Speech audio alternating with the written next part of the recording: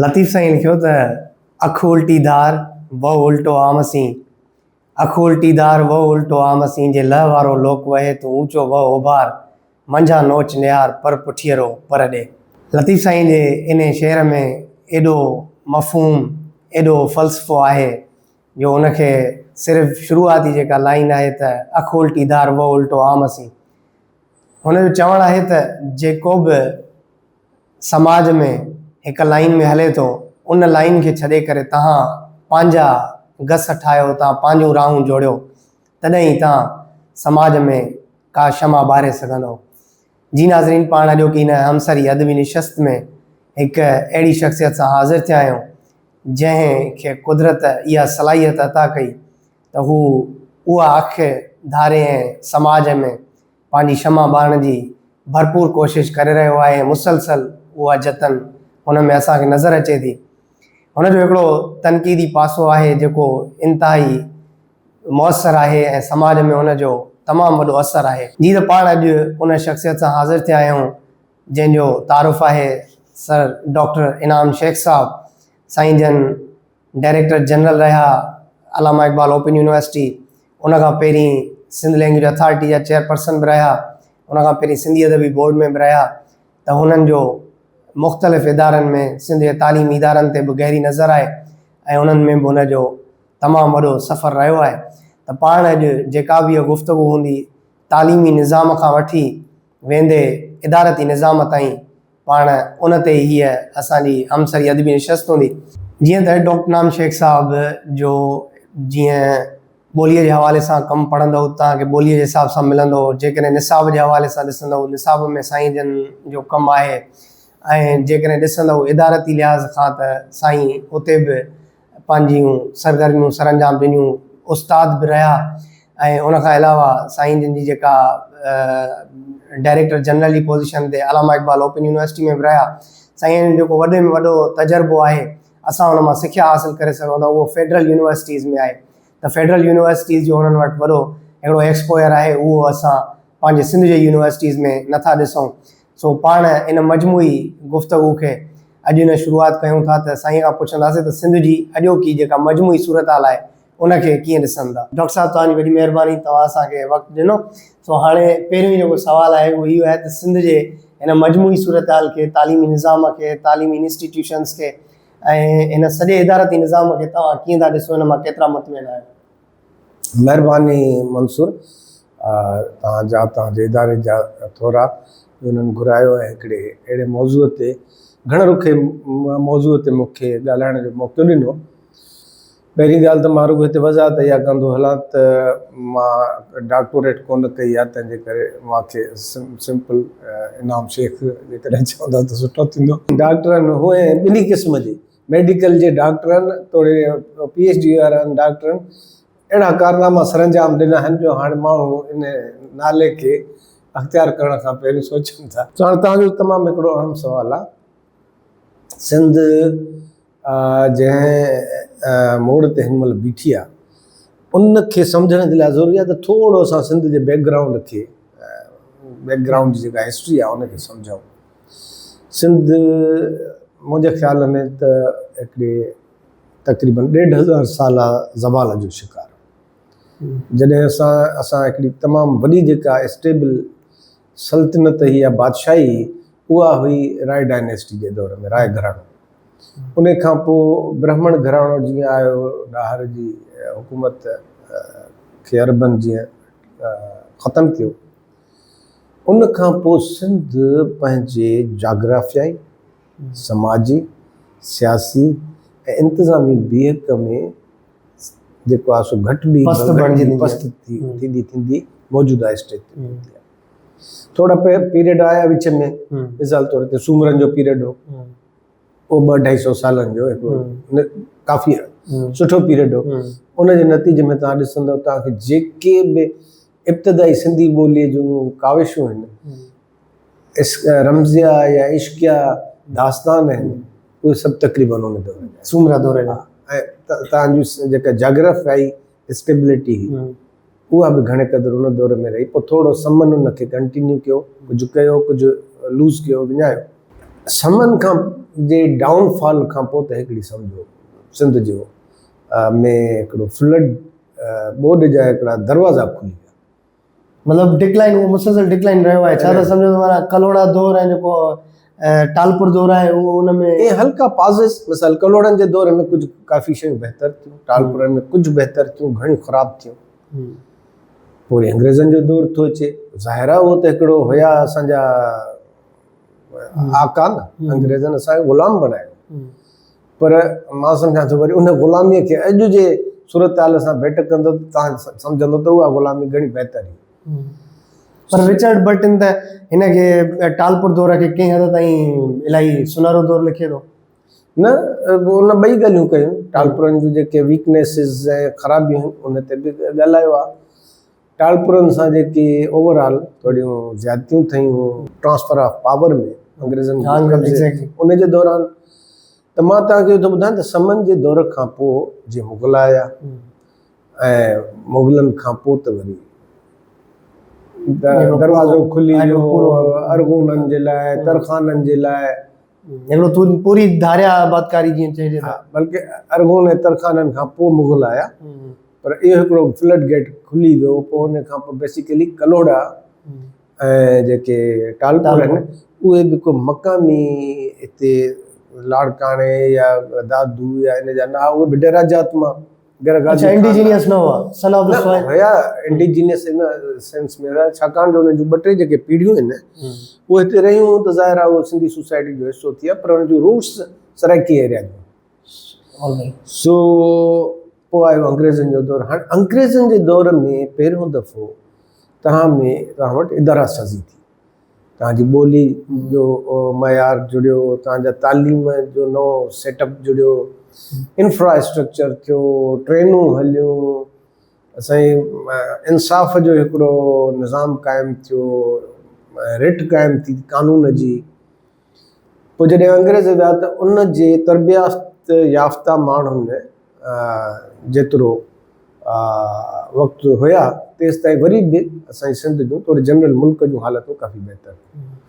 पोइ जॾहिं खां असांजे इदारनि वरी माण्हू प्रोड्यूस करणु शुरू कया त उन में आस्ते आस्ते अहिड़ी डिक्लाइन आई। हाणे सिंध जी जेका रीसेंट हिस्ट्री आहे उन में तव्हां ॾिसंदव त 1947 खां पोइ जीअं सिंध पाकिस्तान जो हिसो बणी आहे, उनखे तमामु घणी तकलीफ़ुनि मां गुज़रणो पियो आहे। उनजी ॿोली थ्रेट में अची वई, सकाफ़त थ्रेट में अची वई, तालीम थ्रेट में अची वई, मतिलबु सोसाइटी जा सभु शोबा उहे मुख़्तलिफ़ ख़तरनि जे वर चढ़ी विया, दायरे में अची विया। ऐं उहा जेका ज़वाल आहे एतिरो तकिड़ो ऐं तरतीबवार थियो आहे जो हाणे हीअ जेका हुकूमत आहे मौजूदा सिंध में हुकूमत इन त वरी इन जेके सभु ख़राबियूं आहिनि इनखे सम्झो त इंस्टीट्यूशनलाइज़ करे छॾियो। हाणे तव्हां इन खे पार करे इन में करप्शन ऐं बद इंतज़ामी ऐं अकरबा परवरी, मेरिट जो क़त्लेआम, इन्हनि सभिनी शयुनि जो या त हिसो बणिजो या त पोइ तव्हां मराहतनि खां महरूम थियो। हाणे उन मराहत याफ़्ता तबिके जज बि पंहिंजा अपॉइंट कराया आहिनि। ॾिसो कंहिं बि इंतिज़ामी ढांचे जा 3-4 अहम शयूं हूंदियूं, यानी जुडिशरी, एग्जीक्यूटिव ऐं लेजिस्लेचर, ऐं चौथों मीडिया। हिननि मीडिया ख़रीद करे वरितो। हाणे जेकॾहिं सरकार हथु कढे मीडिया मां त मीडिया जा इदारा बंदि थी वेंदा, उनखे यानी इमदादूं ॾियणु जेकॾहिं बंदि करे। अहिड़ी तरह सां जुडिशरी 26 अमेंडमेंट हाणे हुननि सॼो हुनजो सत्यानाश करे छॾियो। इंतिज़ाम वरी हुननि जे हथ में, वरी पोइ उन्हनि हिन जेका वॾेराशाही हिन इन्हनि पंहिंजा पुट पोटा भाटिया ॾोहिटा उहे वरी ऑफिसर मुक़ररु कराए छॾिया। जुडिशरी हिननि जे ताबे थी, यानी कानून हाणे ठाहींदा बि पाण असेंबली में, उनखे इम्प्लीमेंटेशन बि पाण कराईंदा ऐं उनजी वज़ाहत बि पाण कंदा। हाणे इन अहिड़ी सूरत हाल सिंध अॻु में तमामु घटि ॾिठी आहे। बज़ाहिर हुकूमत बि तव्हांजी आहे, सिंधियुनि जी आहे, तव्हांखे फुल आइनी अख़्तियारात बि आहिनि, तव्हां कानून साज़ी बि करे सघो था, पर हक़ीक़त इहा आहे त तव्हांजे पुठियां अहिड़ियूं ॾोरियूं अहिड़े तव्हां हिकिड़े हुन में आइनी हथनि में फाथल आहियो जो तव्हां पंहिंजा डिसीशन नथा करे सघो। ॿियो तव्हां वटि हुकुमरानीअ जे लाइ सुठी जेको आहे सो टीम कान्हे जेका पॉलिसी इशूज़ ते हिकिड़ो गौर वीचार करे ऐं जदीद दौर जे तक़ाज़ाउनि मूजिबि माण्हुनि खे इंसाफ़ मेरिट ऐं ॿिनि बुनियादी जेके ज़रूरियात आहिनि सहूलियतूं या फ़ाइदा उहे फ़राहम करे सघे। त जेकॾहिं हाणे मुख़्तसरनि मूंखां तव्हां पुछंदव त सिंध पंहिंजे ओवरऑल मेकअप में पंहिंजे ओवरऑल रूप में ढांचे में हींअर जेको आहे उहो ॾाढी तकलीफ़दा सिचुएशन आहे हींअर 21st सेंचुरी में हुनखे। हा उहा उनखे तव्हां ॾिसो त असां वटि अॻे जेको असांजे नंढपण ताईं म्यूनिसिपल निज़ाम फर्स्ट क्लास हुयो हलंदो हुओ। जजनि जो वॾो हिकिड़ो ॾहकाउ हूंदो हुओ ऐं काफ़ी मोतबर माण्हू बि असेंबलियुनि में अची वेंदा, ॿ चारि बि ईंदा हुआ, ज़फ़र शाह अची वियो, इमदाद शाह अची वियो, ॿियनि क़िस्म जा माण्हू त वॾो इम्पैक्ट क्रिएट करे वठंदा। उहो बि कान्हे। ऑफिसरनि में बि हिकिड़ा इंटीग्रिटी वारा हुया माण्हू, त उन्हनि जो हिकिड़ो ट्रिकल डाउन इफेक्ट यानी हेठि जेको असरु हो उहो तमामु सुठो हूंदो सोसाइटीअ में। हाणे इन सिचुएशन मां निकिरण जे लाइ तव्हां वटि रस्ता ॿ टे। हिकिड़ो त तव्हांजी अहिड़ी का सियासी सुजाॻीअ जी लहर अचे जेका तव्हांजे माण्हुनि खे हिन सॼे सिस्टम खे भञी भोरा करे ऐं हिकिड़ो नओं सिस्टम अॾण जी सलाहियत बख़्शे, जंहिंजा इम्कान मूंखे नज़र नथा अचनि या तमामु घटि नज़र था अचनि। ॿियो इहो आहे त तव्हां एजुकेशन ऐं ज़िंदगीअ जे ॿियनि शोबनि में एतिरो एक्सेल करे वञो जो तव्हां पंहिंजी क़ौम जा जेके घुरिबल हक़ आहिनि उहे आइनी तौर ते क़ानूनी तौर ते छिके वठो। उन में बि असांखे टाइम लॻंदो, छाकाणि जो इहो कमु कंदो आहे मिडिल क्लास, ऐं मिडिल क्लास हिंदुनि जे वञण खां पोइ अञा ताईं पंहिंजे हिकिड़े जेन्युइन ऐं ओरिजिनल हुन में रूप में ठही न सघियो आहे। तंहिंजे करे उहो हाणे आस्ते आस्ते वधी रहियो आहे, पर उनजी उहा डिसाइसिव पोजीशन कोन्हे।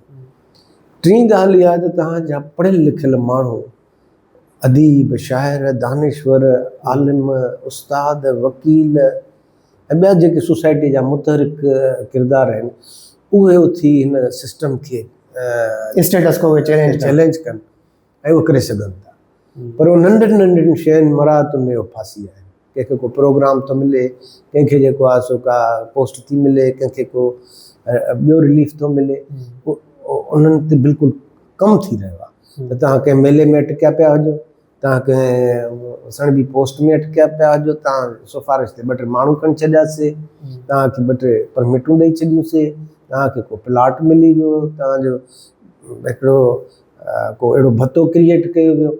हाणे इहो क्लास वरी इते फाथो थियो। मतिलबु तव्हांजो चवण जो मक़सदु आहे त इहो हिकिड़ो टेक्निकली हिकिड़ो इंजीनियर तौर ते कयो वियो आहे। बिल्कुलु इहो मतिलबु इन में ईअं न आहे त कोई इहो हिकिड़ो जीअं चइजे त बाय नेचुरल थी आहे शइ, इहा हिकिड़ी बाय चॉइस ऐं बाय सिलेक्टिव आहे, बाय डिफॉल्ट न आहे।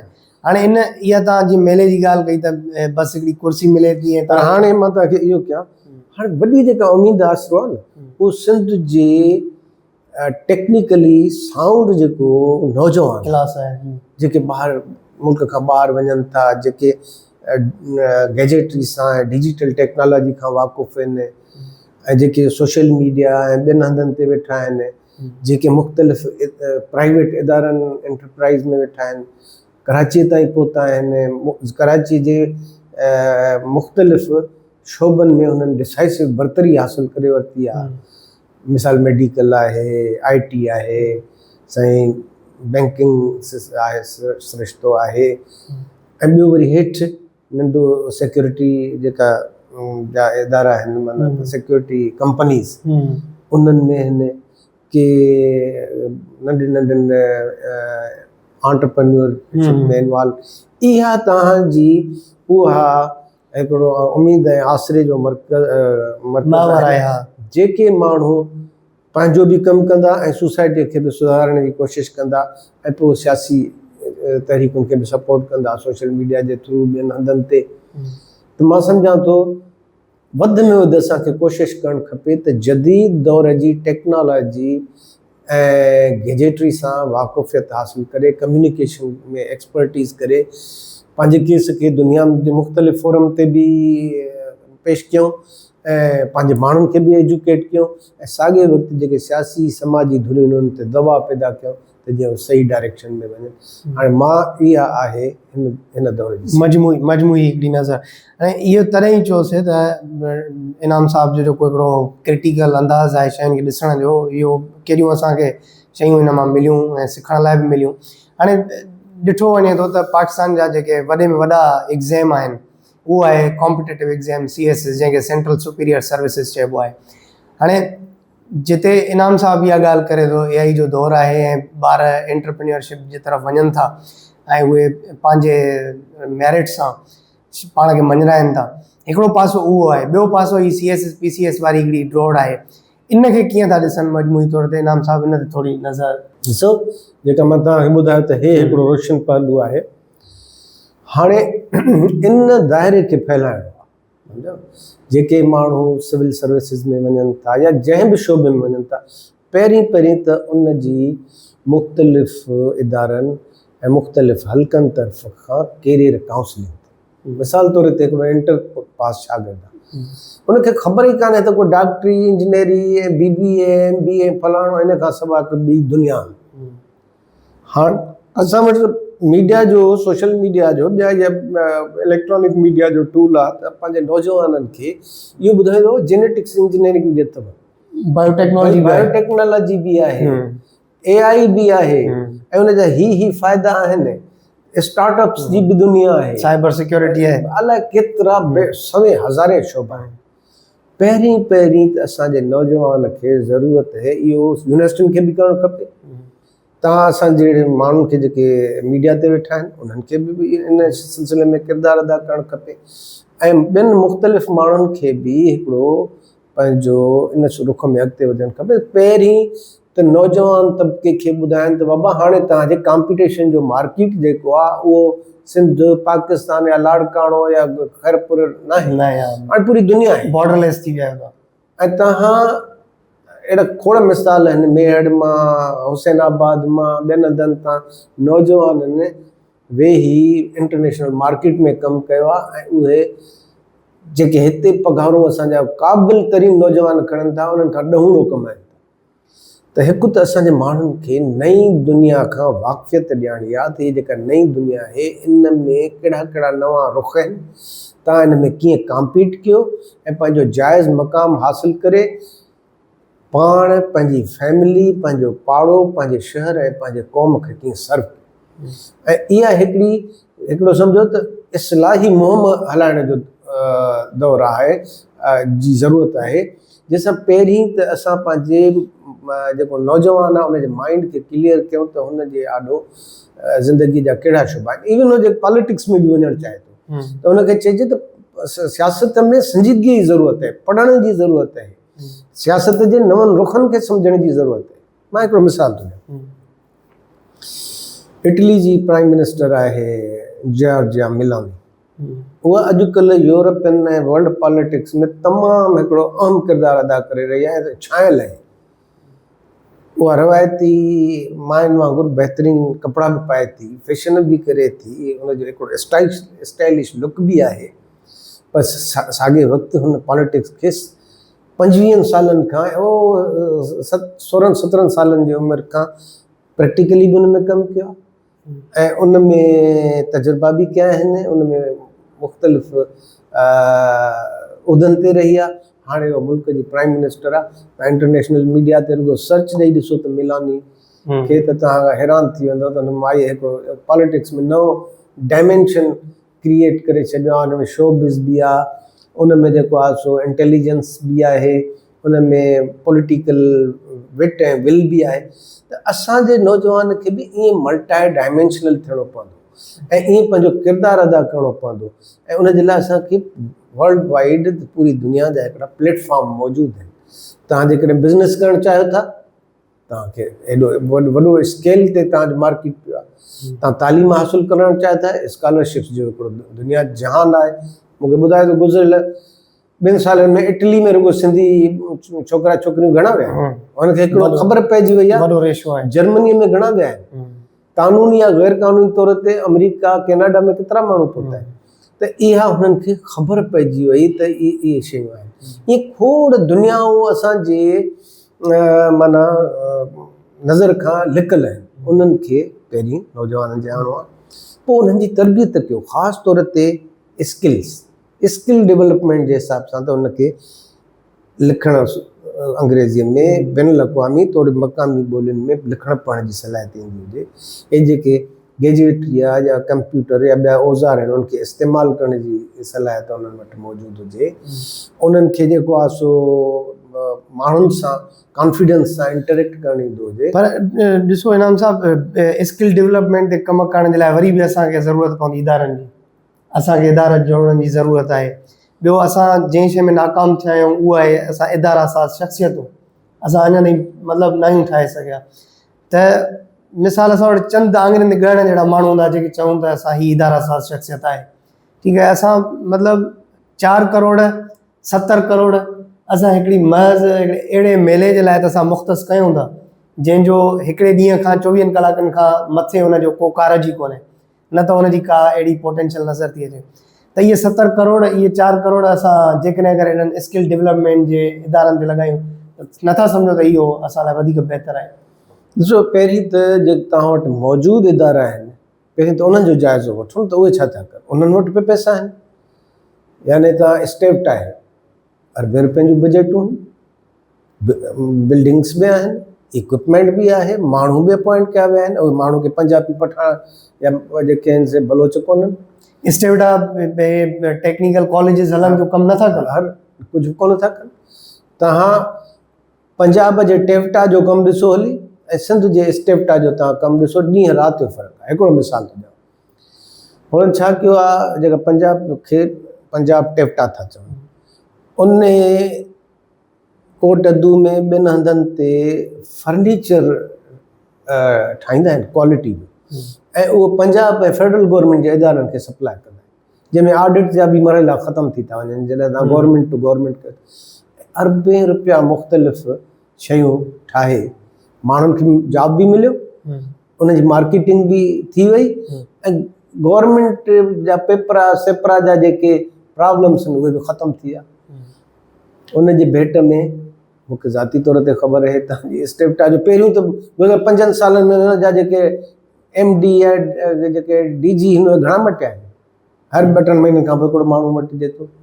उन्हनि में ॿिया जेके हेड ॾिना विया आहिनि सियासी ऐं गवर्नमेंट जे, उन्हनि जो तव्हां हाल ॾिसो, उन्हनि जी नो हाउ ॾिसो, उनजी ख़ुदि जी स्किल ॾिसो, ऐं असांजे माण्हुनि जो रवैयो ॾिसो। तव्हांजे पाड़े में हिते परियां टेक्निकल कॉलेज आहे, उनजो वञी हाल ॾिसो। कंप्यूटर लैब ख़राब पई आहे जेका अहम ज़रूरत तव्हांखे ॿुधायो त सभु शयूं मौजूदु आहिनि, इक्विपमेंट बि आहे, विल कोन्हे को। मिसाल स्टेवटा जो मां तव्हांखे मिसाल ॾिनो, इन सां गॾु ॿिया बेशुमार इदारा आहिनि। बेनज़ीर भुट्टो इनकम इहो BBYSDP जेको ॿारनि यूथ डेवलपमेंट प्रोग्राम, उनजो असरु छा थियो। जेके बि हिननि इनिशिएटिव वठां उन्हनि जो हाल छा आहे, छाकाणि त हिननि वटि प्रॉपर प्लैनिंग कान्हे। अच्छा, हाणे अचो वरी उन खां पोइ ॿियो जेको तालीमी तदरीसी इदारा आहिनि उन्हनि जो त पाण अलाए केतिरो उन ते ॻाल्हाईंदा रहिया आहियूं। उनजा वाइस चांसलरनि जो मयार ॾिसो, उन्हनि जे गवर्नेंस जो अंदाज़ ॾिसो, एम्प्लॉय जो हाल ॾिसो, इहे सभु शयूं गॾु उहे इदारा ॾिसो। इल्मी अदबी सकाफ़ती तहक़ीक़ी इदारनि जो तव्हां हाल ॾिसो। असांखे हाणे मां 64 सालनि जी उमिरि जो आहियां, हाणे मूंखे छा अञा नौकरियूं खपनि छा? असां इहो पंहिंजे क़ौम जे लाइ था कयूं, बार बार इन्हनि ते रोशनी था उछलायूं, हाईलाइट था कयूं त इन में अरबे रुपया बजटूं मिलनि थियूं। एटलीस्ट गवर्नमेंट एसि ताईं सिंसियर आहे त अदबी बोर्ड खे 20 करोड़ ग्रांट ॾिए थी, लैंग्वेज अथॉरिटीअ खे 15 अलाए 20 करोड़ ॾिए थी, सिंध लाइजे ते सिंध यूनिवर्सिटी 15-20 करोड़ ख़र्च करे थी। इहे 60-70 तव्हां इन्हनि 3 इदारनि ते ख़र्च करण खां पोइ तव्हां कयो छा आहे क़ौम जे लाइ? यूनिवर्सिटियुनि खे ग्रांटूं आहिनि अरबे रुपयनि जूं, टेक्निकल इंस्टीट्यूट्स खे आहिनि, तहक़ीक़ी इदारनि खे आहिनि। हाणे असां छा था कयूं हुते? असां रुगो जीअं मां तव्हांखे अॻो झलियो न त मूंखे डॉक्टर न चओ, असां हुते रुगो प्रोफेसर डॉक्टर लिखाए ऐं वेही था रहूं कुर्सियुनि ते। इंतिज़ामी त असांखे हाणे इंतिज़ामी कुर्सियूं ॾियो। मतलब एडमिनिस्ट्रेटिव पोस्ट में असां वधीक पाण खे कंफर्टेबल महसूस था कयूं एज़ कंपेयर टू असां we have to teach in the class. साईं मोहतरमा जेका आहे न बेनज़ीर जॾहिं 1988 में प्राइम मिनिस्टर थी त हिकिड़े सिंध सां वॾी शख़्सियत हुई, वॾी इल्मी पंहिंजो सियासी बसीरत, हा सियासी बसीरत वारी, इल्मी बसीरत वारी ऐं तालीमी माहिर हो ऐं साॻियो तंहिंमें न ॿियो। हुनखे चयईं त तव्हांखे कहिड़ी मां वज़ारत ॾियां? सॼी उमिरि हुनजी तालीम में गुज़री, पर जो मूंखे घरू वज़ारत। चयईं साईं तव्हां प्रोफेसर साहिबु तव्हां सॼी उमिरि तालीम खे ॾियां, तव्हां त तालीम पोइ उन ज़ोरी हुनखे तालीम एजुकेशन मिनिस्ट्री वठो जेको तव्हांजो शोभो आहे, पंहिंजी फील्ड आहे। मोहतरमा त ईअं असांजो माण्हू अलाए छो लठ हथ में खणण जो शौक़ीन आहे। तव्हां ॿारड़ी में ॿार खे बि ॾिसंदो न, हरू भरू हिकिड़ी लठ हथ में हूंदसि, कॾहिं हुते पियो हणंदो, कॾहिं हुते हणंदो। इहो अलाए उनखे साइकोलॉजिस्ट खे या न इहो कल्चर पियो किथां? मतिलबु इहो कल्चर शुरूआत कंहिंखां थी आहे त हिकिड़ी इल्मी शख़्सियत आहे, हिकिड़ो मुदबर माण्हू आहे जंहिंजो कमु ई सिर्फ़ु इहो आहे त मूंखे दरसो तदरीस में निभाइणो आहे, मूंखे तहक़ीक़ में रहणो आहे। उहो जेकॾहिं अगरि उनजी सिर्फ़ु ऐं सिर्फ़ु 24 आवर्स में उहो सिर्फ़ु 5 कलाक निंड थो करे, बाक़ी जेके आवर्स आहिनि उनजा इहे आहिनि त मूंखे का एडमिनिस्ट्रेटिव पोस्ट मिले। इहो कल्चर पैदा किथां थी आहे, शुरूआत किथां थी आहे?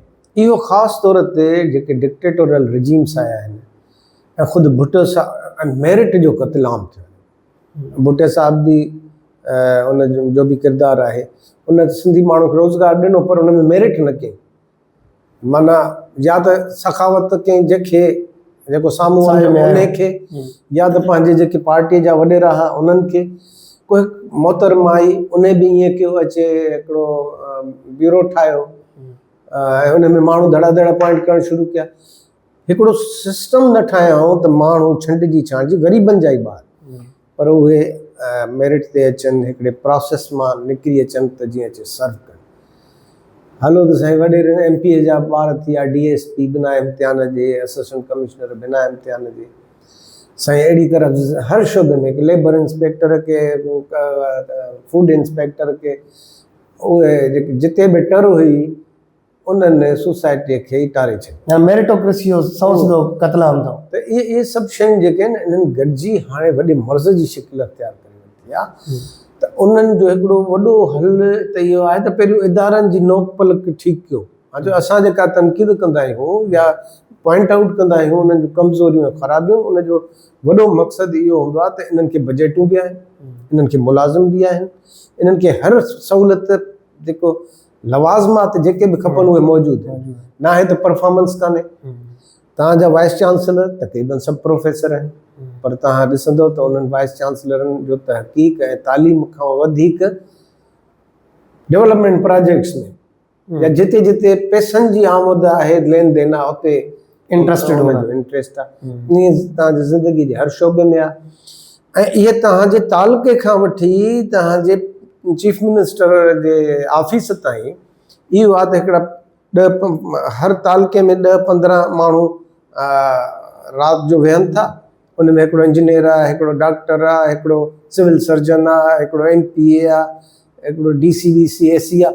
उहे वेही इहो प्लान था कनि त किथां किथां इन बजट खे कढणो आहे, कीअं शहर जे प्लाटनि ते कब्ज़ो करिणो आहे, कीअं ॿिया मुख़्तलिफ़ अहिड़ा बद इंतिज़ामी वारा कम करणा आहिनि जो असांखे पर्सनल फ़ाइदो थिए, भली असांजो शहर, असांजो ॻोठु, असांजी जेका सोसाइटी आहे उहा सफ़र करे। हुनखे को बि चेक करण वारो कोन्हे।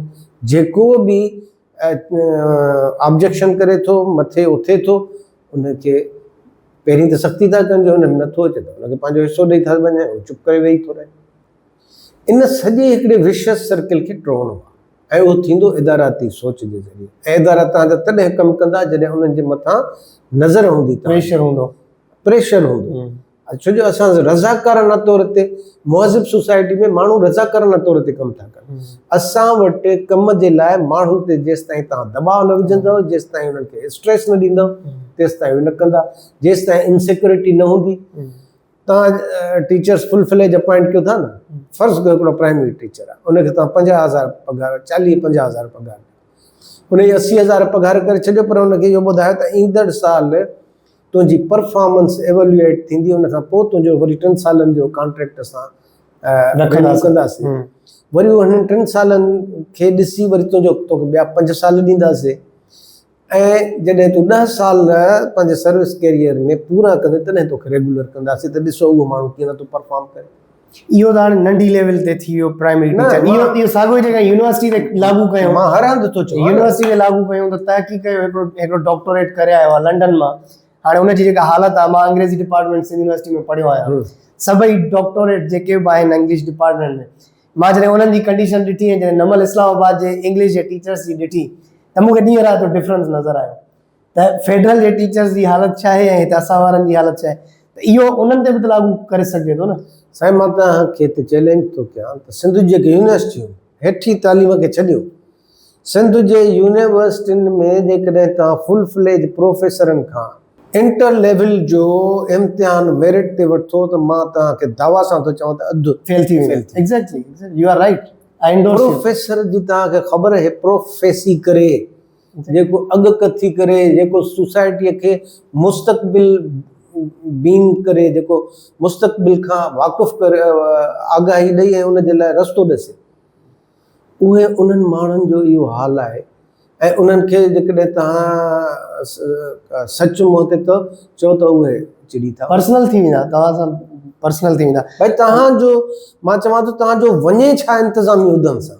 तव्हां जॾहिं अपॉइंट थिया हो, लेक्चरर थिया हो, असिस्टेंट प्रोफेसर थिया हो, उन में सवाल ई तव्हां खां इहे थिया त बाबा पढ़ाए पोइ कीअं डेमो तव्हां पढ़ाइण जो वरितो वियो न, तव्हां खां इहो डेमो त न वरितो वियो जेको सिविल सर्विसिस अकेडमी सेखारी। जीअं तव्हां अंग्रेजी सिंध यूनिवर्सिटी जे अंग्रेजी डिपार्टमेंट जी मिसाल, साईं हिते MA जेके आहे न, कमाल जा डॉक्टर अब्दुल गनी शेख जहिड़ा, साईं मुंहिंजे चवां कलंदर शाह लकियारी जहिड़ा उस्ताद, मैडम आमना खमीसाणी, अमीना खमीसाणी, दीवान लाड़िक साहब, असां पंहिंजे अखियुनि सां ॾिठा।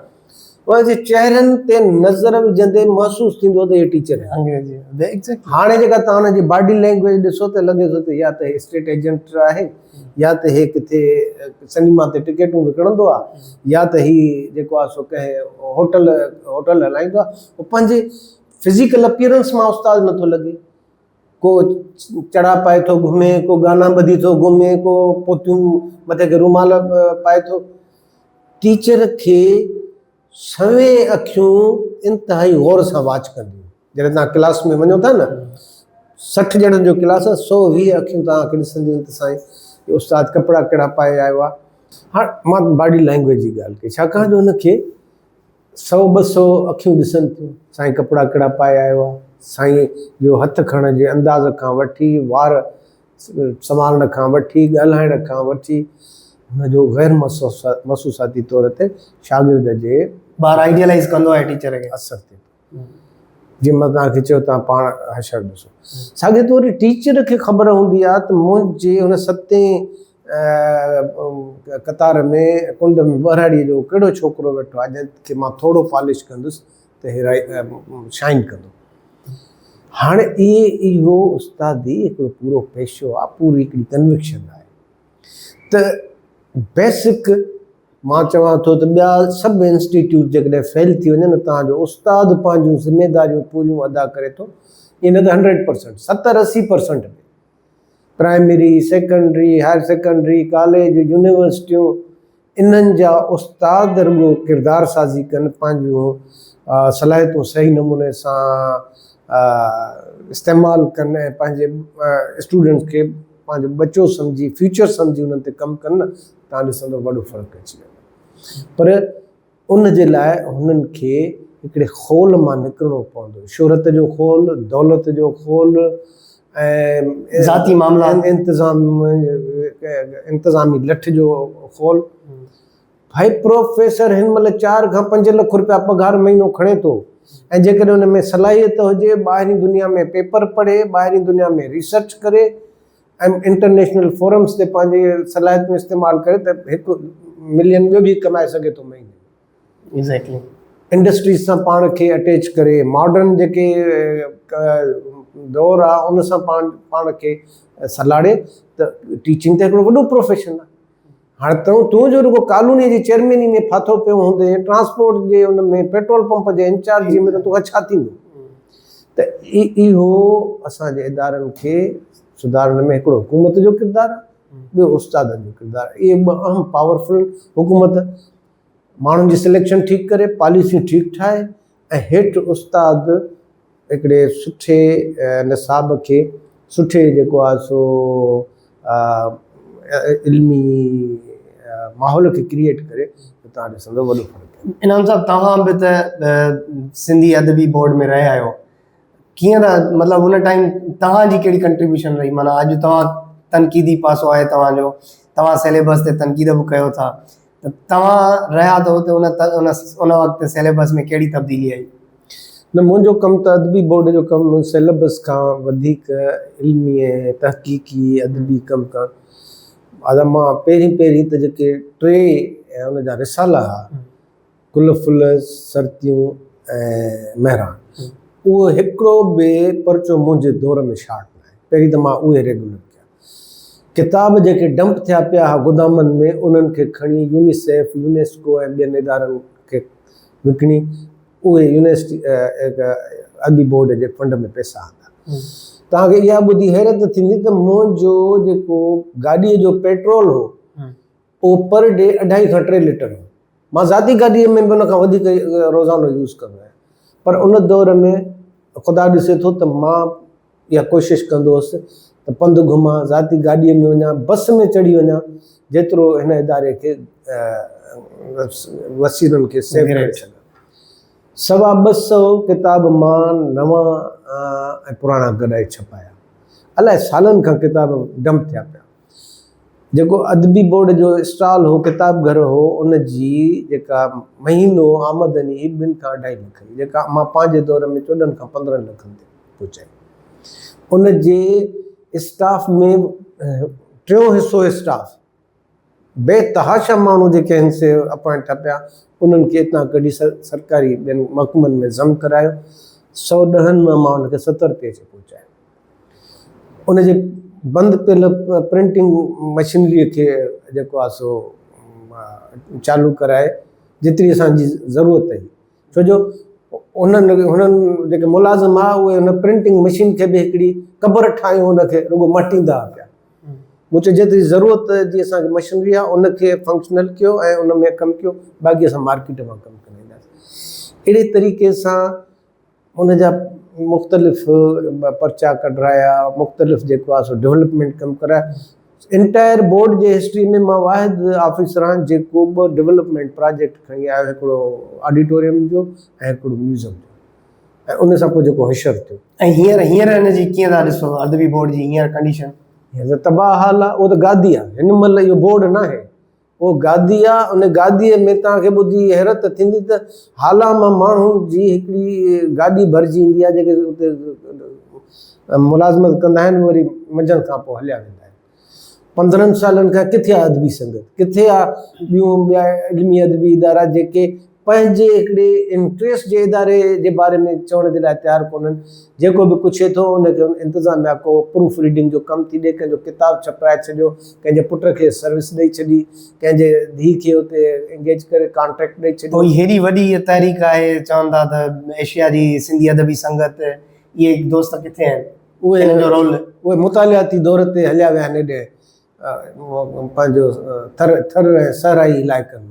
उनखे सभु कुझु ॾिसण में नथो अचे, छो जो उन्हनि जे मुख़्तलिफ़ माण्हुनि खे ख़ुदि अदबी बोर्ड अकोमोडेट करे थो, ऐं उन्हनि जो एरिया ऑफ इंट्रस्ट न आहे। जेकॾहिं को एहतजाज बि करे थो त वरी हुकूमत उन्हनि खे लिखी पढ़ी इन फैमिलीअ खे ॾेई छॾियो आहे त हीअ तव्हांजी गादी आहे, हाणे जीअं वणेव थी तव्हां हलायो, को उन्हनि खां पुछण वारो कोन्हे को। सिंध अलाइजी में तव्हांजा 100 खनि मुलाज़िम वेठा आहिनि, अलाए केतिरो ख़र्चु थो थिए, छा पियो थिए। सिंध अलाइजी में हिकिड़ो अहिड़ो खज़ानो पियो आहे, जॾहिं अञा सिंध यूनिवर्सिटी जो नओं आर्काइव्स जा माना जॾहिं सिंध यूनिवर्सिटी ठही आहे, जुड़ी आहे, त GM से जेके शुरूआती कचहरियूं आहिनि या जेके बि तॾहिं काज़ी साहब खे बि विहारींदा, त उन में मूंखे हिकिड़ी शइ मिली त काज़ी साहब जे लाइ चवंदा आहिनि त he was the most incompetent person in that meetings. मतिलबु हू चवंदो त मूंखे सम्झ में नथो अचे साईं चवे अलाए छा थो। ऐं कहिड़ो काज़ी साहब? अलामा आहे काज़ी साहब। मूंखे सम्झ में नथो अचे त चवणु छा थो चाहे, ऐं वरी ऐं उहो ई माण्हू वरी अचे पोइ वाइस चांसलर थो थिए। हाणे इहो डॉक्यूमेंटेड आहे, इहे आर्काइव्स जेके आहिनि पिया आहिनि सिंध इलाइजी में, पर इहे छपण जे लाइ इन्हनि खे केरु या मंज़र आम ते आणण जे लाइ इन लाइ केरु इन लाइ एफर्ट? असांजी ॻाल्हि ॿुधो, हिते सुठा मुंतज़िम अचनि कोन था। प्रोफेसर ऐं डॉक्टर जो पुछ ॻंढियल आहे, इंतिज़ामी सलाहियत कुझु बि कान्हे, वात पटियूं वेठा आहिनि त असांखे यूनिवर्सिटी या सरकार ग्रांट केतिरी थी ॾे, किताब गिफ्ट करणो न न ग्रांट केतिरी थी ॾे। अड़े बाबा तव्हां मार्केट में वञी ओपन कॉम्पिटिशन कयो, के कॉन्ट्रैक्ट हथ कयो, के फंडिंग वठो। दुनिया सॼे में इल्म अदब सकाफ़त इदारा आहिनि, उन्हनि सां MOU साइन कयो, उन्हनि जा माण्हुनि खे हिते घुरायो, पंहिंजा माण्हू तरबियत जे लाइ विजन लेस माण्हू हिकिड़ा वेठा आहिनि इन इदारनि में। उन्हनि खे रुॻो तव्हां तौर में ॾिसंदो त उनजो वज़न 1.5 2 मण आहे, बाक़ी हिते कुझु बि कोन्हे। इन्हनि जी सिलेक्शन जी रिकमेंडेशन करे केरु थो? आख़िरी कहिड़ी अहिड़ी खिलाई मखलूक आहे जेका हिन जी रिकमेंडेशन कंदी आहे, सिलेक्शन कंदी आहे? माना they have no any vision. ॾिसो न, हिकिड़ो त मिसाल लैंग्वेज अथॉरिटी आहे, अदबी बोर्ड आहे, कल्चर डिपार्टमेंट आहे, इहो त हुकूमत जे हुन में डायरेक्ट अचनि था। सिंध अला जी वरी ऑटोनॉमस बॉडी आहे हिकिड़ी, उनजे वाइस चांसलर जे। पर तव्हां जिते बि वेठा आहियो, चीफ मिनिस्टर तव्हांखे झलींदो छा त तव्हां प्रोजेक्ट ठाहे ऐं दुनिया मां फंडिंग न कयो आहे, या तव्हां जेको आहे सो स्कॉलर्स खे घुराए छा ते ज़ोर आहे? आलमी कॉन्फ्रेंस, वर्कशॉप, जिते माल ठहनि, जिते जेको आहे फंडिंग थिए, तालुकात ठहनि। अड़े तव्हां जेके बेसिक इशूज़ आहिनि उन्हनि खे टेक्नोलॉजी जे ज़रिए सॼी दुनिया ताईं फैलायो न। तव्हां पंहिंजे जेको मैंडेट आहे तव्हांजे हिकिड़े जो अदब ते आहे, हिकिड़े जो कल्चरल प्रिजर्वेशन ते आहे, हिकिड़े जो लैंग्वेज ते आहे, त तव्हां पंहिंजे जेको दाइरो आहे उन दाइरे में जदीद विजन सां अॻिते वधो न। इहो न आहे, हुननि खां को पुछण वारो ई कोन्हे। मूंखे ॿुधायो त 15 करोड़ ऐं 20 करोड़ ग्रांट घटि आहे हिकिड़े इदारे जे लाइ, पर छा आहे त न उहो विजन आहे, न उहा कमिटमेंट आहे, ऐं न उहा महिनत थी पुॼे जेका तव्हांखे इंतिज़ामी ऐं माली हिकिड़ो रोड मैप ठाहे ॾे। तंहिंजे करे इन्हनि इदारनि ते माण्हुनि खे इहे कंहिंजी मिल्कियत न आहिनि, इहे अवाम जी मिल्कियत आहिनि। अवाम खे डायरेक्ट इन्हनि खे मॉनिटर करणु खपे ऐं इन्हनि जे जेका कारकर्दगी आहे उन ते नज़र रखणु खपे। सुठो कमु था कनि इन्हनि खे सारायो, ग़लति कमु था कनि त उनजो पीछो कयो। छो जो हीअ जेकॾहिं तव्हां हिन दौर में पंहिंजे ॿोलीअ, इल्म, अदब, सकाफ़त, तहक़ीक़ जे इदारनि खे जेको आहे सो सही नमूने सां मैनेज न कयो त मुस्तक़बिल में जा तमामु वॾा नुक़सान थींदा। इनकम टैक्स में, रेवेन्यू में, पुलिस में, खुराक में नुक़सान थियनि था, उहा वॾी ॻाल्हि कान्हे, उहे रिकवरेबल आहिनि। तव्हांजे इल्म, अदब, ॿोली, सकाफ़त जो ताल्लुक़ मुस्तक़बिल सां आहे, छाकाणि जो मुस्तक़बिल जेके जंगियूं आहिनि उन्हनि खे चवनि ई था कल्चरल वार्स। हिकिड़ी सकाफ़ती जंगियूं हूंदियूं, मुख़्तलिफ़ सकाफ़तुनि जा टकराव थींदा। जेको यूरोप क्लैश ऑफ सिविलाइजेशन, जेको हाणे यूरोप में टकराव आहे, इहो छा आहे? मुख़्तलिफ़ सकाफ़तूं आहिनि न, मुसलमान तहज़ीबूं आहे, उनखे प्रिज़र्व करणो आहे। इहा असांजे माण्हुनि खे ख़बर ई कान्हे, इहो होश ई कोन्हे। मां हिकिड़ो तव्हांखे ॿुधायां, तव्हां मूंखां सवेल सुवालु पुछो। अलामा इक़बाल ओपन यूनिवर्सिटी में मां टोटल 10-12 साल जॉब कयो। उते पहिरियों डायरेक्टर, पोइ डायरेक्टर रीजनल सर्विसिस, पोइ डायरेक्टर जनरल थियुसि। मां वाहिद सिंधी ऑफिसर आहियां जंहिंखे हुननि पंहिंजे 50 सालनि जे तारीख़ में पहिरियों दफ़ो 20 मां 21 ग्रेड ॾिनो, ॿिए कंहिंखे बि न ॾिनो। उहो छा हो, मां हुननि जे सॼे ढांचे खे तब्दील करे छॾियो। इनकम उन्हनि जी ॿीणी थी वई, उन्हनि जे घटि मुलाज़िमनि खां मां तमामु घणो कमु वरितो।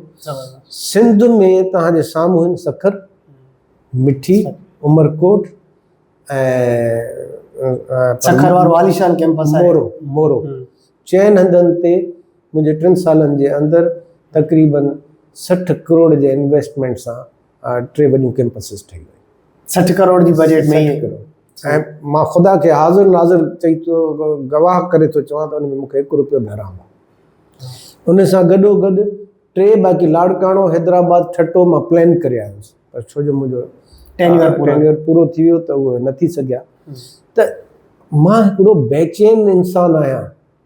मूंखे टीचर्स क्लब जी इंचार्ज मिली हुई, मां 2 लखनि में टीचर्स क्लब जी boundary, Sindhu university teachers club, मां उन जी 2 लखनि में जे बजट में मेन गेट सां गॾु बाउंड्री ठाही, हिकिड़ी स्टेज ठाराई, उहा अॼु ॾींहुं ताईं पई आहे 2 लखनि में। अञा ताईं हुन में सिर वरी ॿी न लॻी आहे। न लॻी आहे।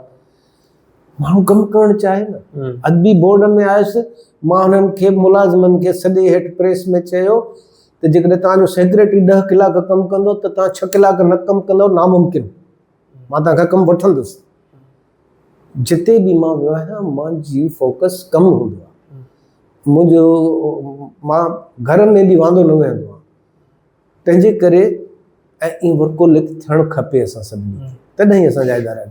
जीअं त तव्हांजो तजुर्बो इलाही फेडरल में रहियो आहे, फेडरल जे इदारनि में बि, जीअं तव्हां ओपन यूनिवर्सिटी जी ॻाल्हि कई, पाण सवेर ज़िक्र कयोसीं वाइस चांसलर्स जो, त कीअं था ॾिसो त माना वाइस चांसलर्स जो रोल जेको पंहिंजी यूनिवर्सिटीज़ में आहे उहो ऐं फेडरल यूनिवर्सिटी जे वाइस चांसलर्स जो रोल? अदा जेका प्रोफेसर नाले मखलूक असां वटि पैदा थी आहे न, इन तबाही हर हंधि कई आहे, पर असां वटि कुझु वधीक आहे, वॾे मिक़दार में। छाकाणि जो प्रोफेसर साहिबु जीअं ई 20 ग्रेड 21 ग्रेड में प्रोफेसर थिए थो त हो चवे थो हाणे मुंहिंजे मां PhD बि करे छॾी, तहक़ीक़ बि करे छॾी, इल्मु अदब जा मां वाहुड़ वहाड़े छॾिया, हाणे मूंखे ॾियो कुर्सी त उन ते वेही मां माण्हुनि खां कमु वठां, मां पाण कमु न वठांसि। पोइ पंहिंजा क्लास में रिसर्च एसोसिएट खां थो वठाए, असिस्टेंट खां थो वठाए, साईं मुंहिंजे खे चवां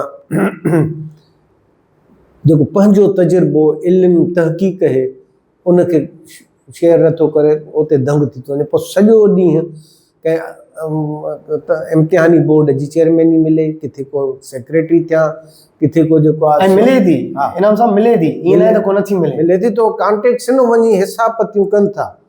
वाइस चांसलर, बोर्ड जा चेयरमैन, इहे सभु वञी लाॻापियल माण्हुनि सां हिसाब पतियूं कनि था, उन्हनि खे मिले थी। पोइ हो अचनि था एक्चुअली कमाइण, हो पंहिंजे इदारे खे मथे उभारण जे लाइ नथा अचनि। त तव्हांजो जेको सुवालु हो, हिते तबाही आहे, घणी तबाही आहे। हुते फेडरल में हिकु त थोरो एहसाब वधीक आहे, ॿियो थोरी छंड छाण बि बहितर थिए थी, त उते कुझु घटि आहे। हिते इहो आहे त यकीन कयो जेके डिपार्टमेंट जा चेयरमैन न थियणु खपनि उहे वाइस चांसलर थिया वेठा आहिनि। एग्ज़ैक्टली। जिन खे हिकिड़ो अधु पेज कंहिं बि इंटरनेशनल लैंग्वेज में ड्राफ्ट करणु नथो अचे, जंहिं वटि PhD जी डिग्री आहे, PhD डिग्री ख़बर हूंदी तव्हांखे, त उन में कामा, सेमीकोलन, फुल स्टॉप, कामास यानी ब्रैकेट्स जो सॼो हिकिड़ो इनखे रिसर्च मेथोडोलॉजी जे ज़रिए पढ़ाईंदा आहिनि, त जीअं हिकिड़ी कंहिं निशानी जी बि अहमियत हूंदी आहे। असांजे नमन में असांजा पेपर जेके चेक थींदा उन में असांजी हाइफिन हिननि ते ग़लति कंदा, तव्हांजी उहे सॼी इमला इंशा खां वठी जेके बि आहिनि उहे सभु हिते प्रोफेसरनि जी तव्हां फेसबुक ते वञी हुननि जी लैंग्वेज ॾिसो, हुनखे 3 जुमिला सही लिखणु नथा अचनि, न अंग्रेज़ीअ में न सिंधीअ में। तव्हां इहे माण्हू तव्हांजे सिस्टम्स खे हलाईंदा। ॿोलीअ जे हवाले सां हाणे जीअं त अदीब जो रोल इंतिहाई, जीअं साईं ॿुधायो पिए त अदीब हिकु अहिड़ो क्लास आहे जेको सदाईं स्टेटस को खे चैलेंज कंदो आहे। हाणे सार्थर जो मिसाल जेकॾहिं वठिजे त सार्थर उहो माण्हू हो जंहिंखे नोबेल प्राइज़ बि मिलियो, पर हुन इनकार कयो ऐं नोबेल प्राइज़ इनकार करण खां पोइ हुन हिकिड़ो ज़बरदस्त क़िस्म जो नोट लिखियो, जेको अॼु बि हुन नोबेल प्राइज़ जे हेठि लिखियलु आहे त अदीब जो कमु के बि एवार्ड वठणु या के बि मराहत वठणु न हूंदो आहे, अदीब जो कमु हूंदो आहे समाज खे जाॻाइण जो। सो साईं खां पुछंदासीं त असां वटि जेको अदीब वारो क्लास आहे, असां वटि हिकिड़ो ई जेको लिटरेरी क्लास आहे, इहो किथे बीठल आहे, इन जो ॿोलीअ ते तहक़ीक़ ते केतिरो कमु आहे, या जेका असां वटि सिंधी लैंग्वेज अथॉरिटी आहे इहा केतिरो कमु करे बि, इन्हनि ते रोशनी विझे। ॾिसो इहो तव्हां तमामु रिलेवेंट सुवालु कयो आहे। अदीब जो किरदारु तव्हां नंढे हूंदे ॾिठो त तव्हां का ॾधड़ी पई हुजे तव्हांजे हथ ते खाईंदा हुजो, या दाल या का अहिड़ी का ॿी खाइण पीअण जी शइ, ऐं पोइ हिकिड़ो ॿियो शरारती ॿार बीठो हिन ताड़ में त रुॻो थोरो बेख़बरो थिए त मां झपड़ हणां। सिंध में अदीब जो किरदारु इहो त ॾिसे थो त इहो मौक़ियो किथे आहे त उते मां झपड़ हणी वठां। उहो जेको 1 यूनिट जे MRD जे दौर में ऐं ॿियनि आमिरत जे दौर में अदीब जो किरदारु हो जो हवा जे रुख जे साम्हूं अचे बीहंदा, उहे अदीब ख़तमु थी विया। हाणे सॼो ॾींहुं मराहतनि जे चकर में सॼो ॾींहुं मेलनि जी पेट में सूरु आहे। इदारा छो था ठाहियो? शेख अयाज़ ते तव्हां हिकिड़ो इदारो सुठो छो नथा ठाहियो? तव्हां शेख अयाज़ ते जेके हिते असां प्रोग्राम थियनि था उनजी बजट कैलकुलेट कयो त उहे 50, 60, 70 करोड़ 10 सालनि में ख़र्च थी वियो। उनजो ऑन द ग्राउंड रिज़ल्ट छा आहे, आउटपुट छा आहे? रुॻो डांसूं, रुॻो हिकिड़ा मख़सूस लाबीअ खे प्रोमोट करणु, उनखे शेख साहिब सां ई दिलचस्पी न आहे। त शेख साहिब जे हवाले सां को वॾो अकेडमिक कमु थिए, को वॾो उनजे कम खे एवोल्यूएट कयो वञे, हिकिड़ो एंटरटेनमेंट आहे इन क़िस्म जी शयूं। ईअं ई मिर्ज़ा कलीच बेग सां इहो अशर आहे, डॉक्टर बुलोच चेर सां इहो अशर आहे।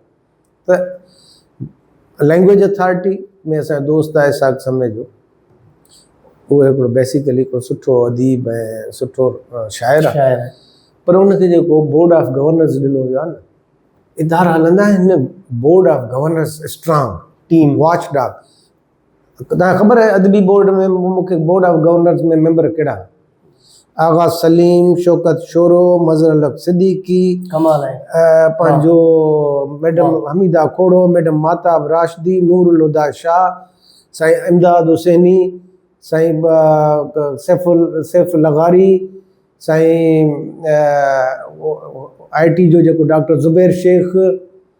माना हिकिड़ो बि अहिड़ो माण्हू इनकॉम्पिटेंट न हो। ऐं मां ख़ुदि प्रपोज़ कयो केतिरा, डॉक्टर हबीबुल्लाह सिद्दीकी, इन मर्तबे जा माण्हू, हिकिड़ो बि माण्हू अहिड़ो न हो जेको मूंखां हितां ॻिचीअ खां न वठी सघे। इन माण्हू में एतिरी सघ हुई। उन्हनि सां गॾिजी मां कमु कयो ऐं कामयाबीअ सां कमु कयो, उन्हनि खे मुतमइन कयो, उन्हनि जे पॉलिसीज़ खे इम्प्लीमेंट कयो। मां कॾहिं बि न चयो त मूं वटि हे अख़्तियारात आहिनि। मुंहिंजो रिकॉर्ड पिया ॾेखारियो मां कहिड़ा अप्रूवल्स ॾिना आहिनि। अप्रूवल्स बोर्ड्स ॾींदा हुआ, चेयरमैन्स ॾींदा, मां रुॻो एग्ज़ीक्यूटिव इम्प्लीमेंट कराईंदुसि। हिकिड़े हाणे जेके तव्हां बोर्ड हितां अचनि था, अदबी बोर्ड हाणे सम्झो त हिकिड़ो मुरीदनि जो बोर्ड आहे। उहे रुॻो ठपियण जे लाइ पैदा थिया आहिनि। हुते त सिंधालाजी में त मुर्गो एडवाइज़री कमेटी ख़तमु करे छॾियो। ऐं लैंग्वेज अथॉरिटी में बि मां चवां थो असांखे एतिरा असांजा सुठा दोस्त आहिनि, सुठा शाइर आहिनि, पर उनखे का इंतिज़ामी, माली, तंज़ीमी का ख़बर कान्हे का। पोइ पॉलिसी मेकिंग जी हुननि खे का सुणस ई कान्हे का, ऐं डिसीशन्स जी का हुनखे ख़बर कान्हे, प्रायोरिटीज़ जी का ख़बर कान्हे त सिंधी ॿोलीअ खे इंटरनेशनल सतह ते कीअं खणी वञिजे, उन असां पंहिंजे केस खे कीअं प्लीड कयूं, असां नई जेको हिकिड़ो कम्युनिकेशन जो सिस्टम आहे उन में कीअं पंहिंजो पाण खे दाख़िल कयूं। पर हींअर हिननि हिकिड़ी कॉन्फ्रेंस कराई आर्ट्स काउंसिल में, ऐं ॿियो ही मुसलसल हिकिड़ो HEC रिकग्नाइज़्ड मोहनजोदड़ो रिसालो कढनि था ऐं जर्नल कढनि पिया। त इहो कमु तव्हां कीअं था ॾिसो? ॾिसो, जर्नल कढणु ठीकु ॻाल्हि आहे, उन में तहक़ीक़ी आर्टिकल्स अचनि था। कॉन्फ्रेंसिन जी मां ख़िलाफ़ु आहियां। छा थो मिले? तव्हां हिकु कॉन्फ्रेंस ते 60, 70 लख रुपया ख़र्च कयो, होटलुनि ते ऐं नाम निहाद जेको आहे स्कॉलर्स ते, हिननि ते तव्हां उन्हनि खे ऑनलाइन वठी हर 2-3 महीने जेको आहे सो जेका कॉन्फ्रेंस ई तव्हांखे करणी आहे न। अॼुकल्ह इहे तव्हां पंहिंजे इक्विपमेंट ते ख़र्चु कयो, पैसा तव्हां अहिड़ो इक्विपमेंट कयो, सॼी दुनिया जा आलिम तव्हांजे साम्हूं कनि, हिकिड़े हाल में तव्हां माण्हुनि खे जमा कयो। नॉम चॉम्स्की खे ईअं ई वठंदा, ऑनलाइन क्लासिस हलायो। कहिड़ी ज़रूरत आहे हिन दौर में जेको आहे सो फिज़िकल क्लास हलाइण जी? मां इन ते मुंहिंजी लैंग्वेज अथॉरिटी जे चेयरमैन सां संगत में बहस बि थींदा आहिनि, सर्दी गर्मी बि थींदी आहे, के शयूं असांजो चवणु वठंदो बि आहे, पर असांजो बहस दोस्त बि हुन ते प्रेशर हूंदो आहे। ऐं मां हुनखे खुलम खुला चवंदो आहियां त जेको तव्हांजो बोर्ड ऑफ गवर्नर्स आहे, इन जा 50-60% जेके माण्हू आहिनि उहे कंहिं कम जा कान्हनि। उन्हनि में तव्हां को हिकिड़ो बिज़नेस जो एक्सपर्ट आणियो, को टेक्नोलॉजी जा एक्सपर्ट आणियो, को जेको आहे सो ज़िंदगीअ जे मुख़्तलिफ़ शोबनि जा आणियो, को यूनिसेफ मां माण्हू खणी अचो, इंटरनेशनल एक्सपोजर जा माण्हू खणी अचो। हे जेके आहिनि से अदब ख़्वांदा माण्हू विहारे शाइरियूं ऐं पंहिंजो आज़ादु नज़म ऐं ट्रेडुनि वारा इदारा हलाईंदा छा? इन्हनि खां कमु वठो, तव्हां इन्हनि खे असाइनमेंट ॾियो त इन्हनि जो अदबी बोर्ड ऑफ गवर्नर्स में कहिड़ो कारज आहे? उनजी कैपेसिटी कान्हे। जेके माण्हू नए दौर जे तक़ाज़ाउनि खे नथा सम्झी सघनि उहे पॉलिसियूं छा ठाहींदा? हिकिड़ी ढगो पहिरां सिंधी लुगत हले पई, उहा खुटे ई कोन थी। एनसाइक्लोपीडिया पई हले, खुटे ई कोन थी। इहे सभिनीनि खे रिविज़िट करण जी ज़रूरत आहे। मां पंहिंजो हुयुसि language authority J board of governors ते, मैडम फमीदा हुसैन उते 42 पंहिंजा सिफारिशी माण्हू रखी वई। मां पहिरियों माण्हू जंहिं, हालांकि इन वे मैडम फमीदा मुंहिंजी मोसन आहे, मूंखे अदबी बोर्ड में आणण जो उनजो बि हथो, पर मां चयो ही इंडिविजुअल मसइलो न आहे, ही कलेक्टिव मसइलो आहे, मैडम जे मथां इंक्वायरी कराए। उन ॾींहं खां मुंहिंजे ख़िलाफ़ु थी वई, मुंहिंजे ऑटोबायोग्राफी में वञी अलाए छा छा लिखे। हालांकि मां चयो त छो हिन 42 माण्हू अपॉइंट कया आहिनि? हिकिड़ो इदारो हिनखे हाणे 30 साल भोॻींदो 42 माण्हुनि खे। उन खां पोइ ॾिठुमि त उन ते अमल दरामद न थियो त मां इस्तीफ़ा ॾेई छॾियो। चयो न, हे जेके इदारनि खे तबाही जा ज़िम्मेदार आहिनि उन्हनि खे एक्सपोज़ कयो, उन्हनि खे पनिश कयो। ऐं इहो ई मुंहिंजो रवैयो ज़िंदगीअ ॾांहुं बि रहियो आहे त जेकॾहिं मां बि किथे अकाउंटेबल आहियां त मां को आसमान तां लही आहियां छा? मूंखां बि वठो, अकाउंटेबिलिटी थियणु खपे। बिल्कुलु। सिंध टेक्स्ट बुक बोर्ड ते अचूं था त अगस्त में असांजो सेशन शुरू थो थी वञे ऐं उनजे बावजूदि बि सेप्टेंबर, अक्टूबर, नवंबर हली थो वञे, असां वटि अञा ताईं सिलेबस जा किताब मुहैया न थींदा आहिनि। न त किताबनि जी ऑडिट थींदी आहे त केतिरा किताब पब्लिश थिया, न त ऑडिट थींदी आहे त किताबनि जे लाइ ग्रांट केतिरी आई। उनखां अलावा जेको उते हिकिड़ो मख़सूस क़िस्म जा माण्हू विहारिया था वञनि उन जी सिलेबस खे ठीकु करण जे लाइ, उहे केरु थो रिकमेंड करे, उन्हनि जी हालति छा आहे, उहे उन्हनि जो ख़ुदि केतिरो पंहिंजो इल्मु आहे, उहा शइ कोन थी ॾिठी वञे। परवेज़ हूदबाई जो हींअर ताज़ो तस्करो निकितो त उनखे हटायो वियो। इन्हनि सभिनी ॻाल्हियुनि खां साईं खां पुछंदासीं त मजमूई सिंध टेक्स्ट बुक बोर्ड ते बि थोरी नज़र विझनि। ॾिसो, सिंध टेक्स्ट बुक बोर्ड हिकिड़ो स्पेशलाइज़्ड इदारो आहे। उन में स्पेशलाइज़्ड माण्हू खपनि जिन जी इन फील्ड में को कंट्रीब्यूशन हुजे, कमु हुजे, जेके निसाब खे, प्रिंटिंग खे, पब्लिशिंग खे, रिसोर्स जनरेशन खे जेके आहिनि से उहे सम्झी सघंदा हुजनि। को दौर हो जो हिसाब जहिड़ा सलाह गोपांग साहब जहिड़ा काफ़ी सुठा वॾा पढ़ियल स्कॉलर्स उते हूंदा हुआ इन्हनि इदारनि में, ऐं उन्हनि तमामु बहितरु कमु कयो। हींअर जेके चेयरमैन अचनि था उनखे पाड़े वारा बि कोन सुञाणींदा आहिनि, न को हुननि जो एक्सपोजर आहे। कंहिं 3 इदारे मां खणी डेपुटेशन ते हाणे विहारे छॾियो। इहो गुज़िरियल 10-15 सालनि खां इहो सिस्टम पियो थो हले। छो जो पैसा आहिनि, छो जो पब्लिशरनि खां कमीशनूं वठणियूं आहिनि, छो जो पने तां खाइणो आहे। ऐं वरी बोर्ड ऑफ गवर्नर्स में बि उहे मेंबर वठी था अचनि जेके आमना सदकना करे TADA वठी 2 माण्हू रखराए निकिरी हलिया वञनि। जंहिं माण्हू खे इन टेक्नोलॉजी जी, इन इंडस्ट्री जी का ख़बर कान्हे, उहो छा अचे कंदो? ऐं जंहिं माण्हू खे जेके सलाहकार आहिनि, बोर्ड आहिनि, उहे इन क़िस्म जा मिलियल आहिनि, उहे छा कंदा?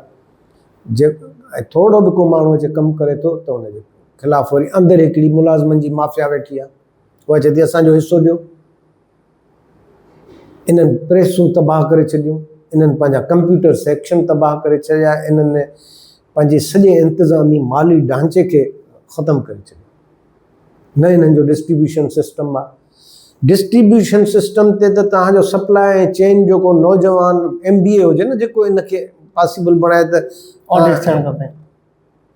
तव्हांजे ऑडिट जे सिस्टम में, तव्हांजो जेको बिज़नेस जनरेशन जो सिस्टम आहे, फंडिंग जो सिस्टम आहे, इन्हनि सभिनी खे नए दौर जा माण्हू खपनि।